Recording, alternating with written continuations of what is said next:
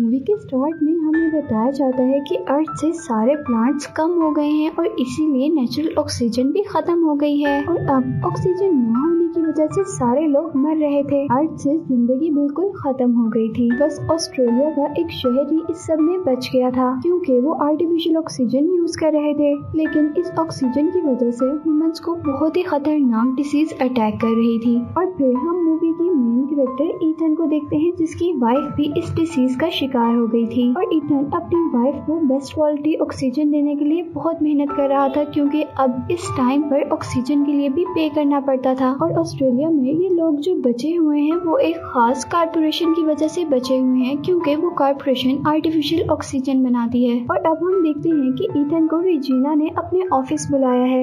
Regina oxygen बनाने वाली company की CTO और एक रिसर्चर थी जो ईथन को अपने पास बुलाकर बताती है कि दुनिया में अगर इसी तरह की बीमारी फैलती रही तो सारी दुनिया बहुत जल्दी खत्म हो जाएगी। और वो कहती है कि एक तुम ही हो जो इस दुनिया को बचा सकते हो। ईथन रेजिना की बातों से बहुत ज्यादा कंफ्यूज हो जाता है, इसीलिए रेजिना ईथन को एक लैब में लेकर जाती है। ईथन के साथ ईथन का एक फ्रेंड भी था और लैब में जाने पर उन्हें एक टाइम मशीन दिखाई जाती है और यहाँ ईथन को बताया जाता है कि ये टाइम मशीन ईथन के फादर ने बनाई। और रेजिना कहती है कि इस मशीन को सिर्फ तुम ही चला सकते हो क्योंकि तुम्हारे हाथ में इस मशीन का एक पार्ट उस वॉच की शक्ल में है जो तुम्हारे डैड ने तुम्हें दी थी। वॉच के बारे में सुनते ही ईथन को याद आया था कि जब बचपन में उसके डैड ने उसे ये वॉच दी थी तो उसके हाथ से बहुत ज्यादा ब्लड आया था और ये वॉच उसी के हाथ में फिक्स हो गई थी। लेकिन इस वॉच के बारे में ईथन को अब से पहले कुछ नहीं पता था।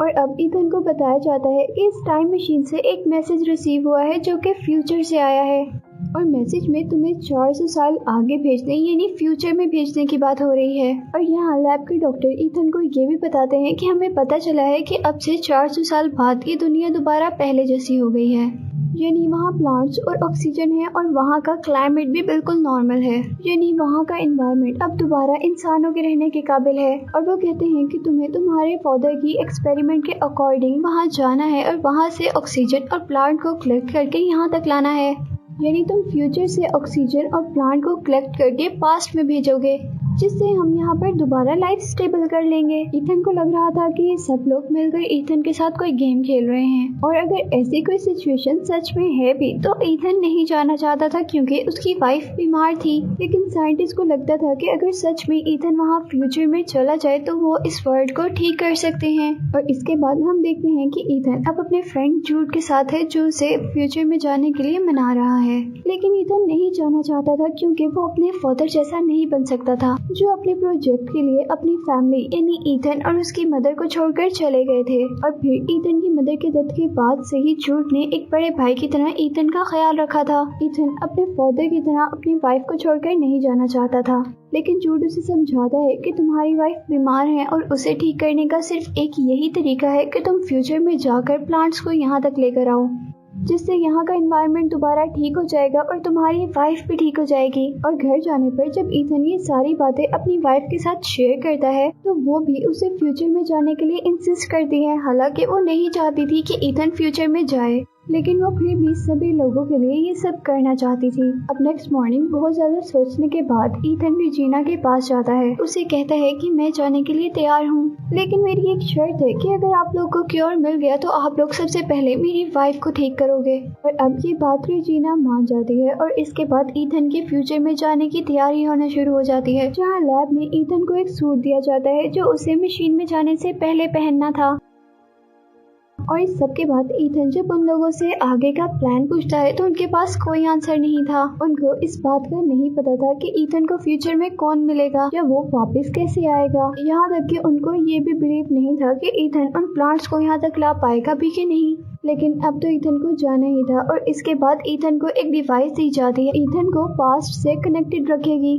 फाइनली ईथन को मशीन में बिठा दिया जाता है और वो लोग टाइम सेट करके मशीन को ऑन कर देते हैं। जहाँ लैब में तो मशीन के चलने के बाद रेडियो वेव्स का एक ब्लास्ट होता है, जबकि मशीन के अंदर ईथन बहुत तेजी से मूव कर रहा था और आखिर वो आसमान से होता हुआ अब एक अननोन जंगल में आकर गिर जाता है। हवा में बहुत तेजी से मूव करने की वजह से ईथन के सूट को आग लग जाती है जिसे वो जल्दी से नीचे आकर उतार देता है। और इस सब के बाद अब वो अपने इर्द गिर्द देखता है जहाँ ये दुनिया दोबारा पहले जैसी हो गई थी। ईथन अब नेचुरल ब्यूटी और ऑक्सीजन को एंजॉय कर रहा था और थोड़ा आगे जाने पर उसे एक स्केलेटन नजर आता है जिसके हेड पर बुलेट का निशान था। और जब वो उस स्केलेटन के ड्रेस से नेम पढ़ता है तो बहुत ही ज्यादा परेशान हो जाता है क्योंकि वो उसी का स्केलेटन था। और फिर ईथन को यहाँ से वो डिवाइस भी मिलती है जैसी डिवाइस साइंटिस्ट ने उसे दी थी। ये सब देखकर ईथन बहुत ज्यादा डर गया था और उसे कुछ समझ नहीं आ रहा था। जहाँ उस स्केलेटन के हाथ में भी बिल्कुल सेम ईथन जैसी ही वॉच थी, लेकिन फर्क सिर्फ लाइट का था। स्केलेटन की वॉच में ग्रीन लाइट थी लेकिन ईथन की वॉच में रेड लाइट थी जैसे उसने बचपन से देखी थी।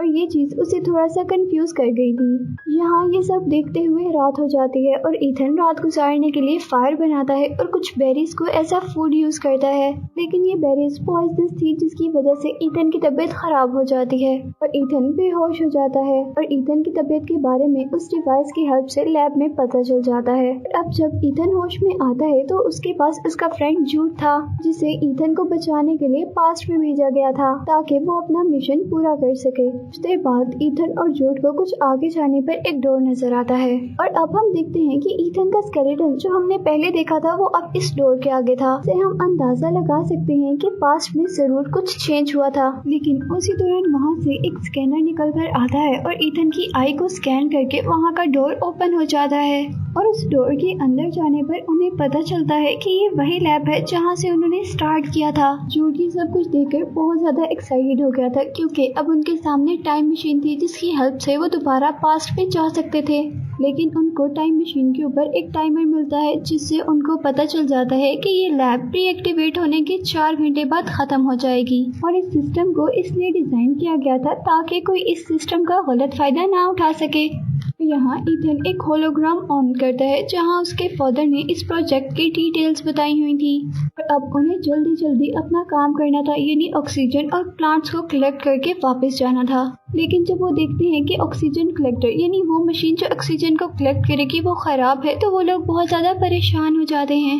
अब उन्हें इस मशीन को 4 घंटों के अंदर अंदर ठीक करके वापस जाना था और अब उनके पास टाइम बहुत ज्यादा कम था। और यहाँ से बाहर जाने पर उन्हें पूरी सिटी प्लांट से कवर मिलती है और जगह जगह ह्यूमन स्केलेटन मिलते हैं जिससे उनको पता चला था कि ह्यूमंस के यहाँ से एक्सटिंक्ट होने के बाद यानी खत्म होने के बाद ही ये सारी सिटी प्लांट्स में चेंज हुई थी, यानी इंसानों के जाने के बाद ही इस दुनिया का एनवायरनमेंट ठीक हुआ था। अब यहाँ ईथन फ्यूचर में अपने घर जाता है और अपने वाइफ के स्केलेटन को देखकर बहुत ज्यादा इमोशनल हो जाता है और फिर ईथन को जो फ्यूचर डिवाइस मिली थी उसकी रिकॉर्डिंग ऑन करता है। यहाँ उसे पता चलता है कि जूड ही उसे शूट करेगा और ये रिकॉर्डिंग जूड भी सुन लेता है और सच में उसे शूट करने के लिए गन निकालता है। लेकिन ईथन किसी तरह जूड को रोक लेता है और डिसाइड करता है कि वो मरने से पहले अपनी मशीन को ठीक करेगा। और वो लोग अब लैब में दोबारा आते हैं जहां उनके पास 37 मिनट्स बाकी रह गए थे। यहीं पर ईथन लैब के बाहर अपने स्केलेटन को देखने जाता है कि क्या जूड को रोकने से उसका फ्यूचर चेंज हुआ है, लेकिन वो देखता है कि उसका स्केलेटन बिल्कुल वैसा और वहीं पर था जिससे उसे पता चलता है कि फ्यूचर अभी चेंज नहीं हुआ। और अब वो फ्यूचर को जानना चाहता था, इसीलिए वो अपनी डिवाइस की बैटरी निकाल कर फ्यूचर की डिवाइस में डालता है जहां उसे वो वीडियो नजर आती है जिसमें जूड ने उसे मारा था। और अब ये देखकर जूड उसे समझाता है कि हमारे बचने के चांस वैसे भी नहीं है और हम ऑक्सीजन कलेक्टर को ठीक करेंगे तो बहुत ज्यादा टाइम वेस्ट हो जाएगा, हमें इससे पहले ही इस टाइम मशीन में बैठकर वहां चले जाना चाहिए। लेकिन ईथन उसकी बात ना मानते हुए उसे एक रूम में लॉक कर देता है। लैब में आकर अपने फादर का रिकॉर्डेड होलोग्राम ऑन करता है और ये होलोग्राम उस दिन का था जिस दिन उसके फादर की डेथ हुई थी। और उस होलोग्राम में ईथन देखता है कि उसके फादर अपनी बनाई गई टाइम मशीन और दूसरी इन्वेंशन से मैनकाइंड को प्रोटेक्ट करना चाहते थे, लेकिन रेजिना उस मशीन को अपने काम के लिए यूज करना चाहती थी। क्योंकि रेजिना अपने मकसद में कामयाब ना हो जाए, इसीलिए ईथन के डैड मशीन को ईथन के डीएनए से कनेक्ट कर देते हैं। इसी वजह से वो वॉच पहनने पर ईथन के हाथ से ब्लड आया था। लेकिन रेजिना हार मानने वालों में से नहीं थी, इसीलिए उसने जूड के साथ मिलकर ईथन के पेरेंट्स को मार दिया ताकि वो फ्यूचर में ईथन को अपने मकसद के लिए यूज कर सके। और ईथन ये सब देखकर बहुत ही ज्यादा डिस्टर्ब हो गया था कि जिसको उसने अपना भाई माना था उसी ने उसके पेरेंट्स को मारा था। यहाँ ईथन पर यह भी रिवील हो गया था कि वो इतने सालों से अपने फादर को गलत समझ रहा था, वो भी सिर्फ जूड के कहने पर।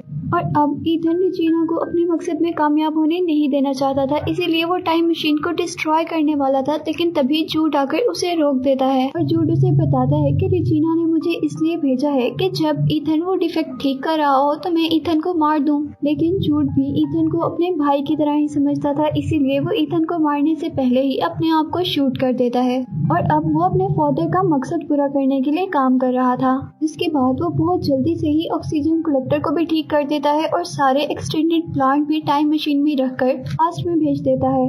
यहाँ ईथन ने अपने फादर के मर्डर और रेजिना के प्लान के एविडेंसेस साथ भेजे थे, लेकिन वो खुद पास्ट में नहीं गया था। इससे रेजिना का सारा प्लान डिस्ट्रॉय हो गया था और रेजिना को अरेस्ट कर लिया गया। जहाँ ईथन अपनी वाइफ के लिए पास्ट में एक फ्लावर भी भेजता है और खुद फ्यूचर में टाइम मशीन को डिस्ट्रॉय कर देता है ताकि कोई उसका गलत यूज ना कर सके। और अब ईथन जब लैब से बाहर आता है तो उसे वहाँ पर कोई स्केलेटन नहीं नजर आता, जिससे उसे पता चल जाता है कि पास्ट चेंज हो गया है। उसके इस अच्छे डिसीजन ने पूरे मैनकाइंड को सेव कर लिया। फिर फ्यूचर की ग्रीनरी को दिखाते हुए ही ये मूवी एंड हो जाती है।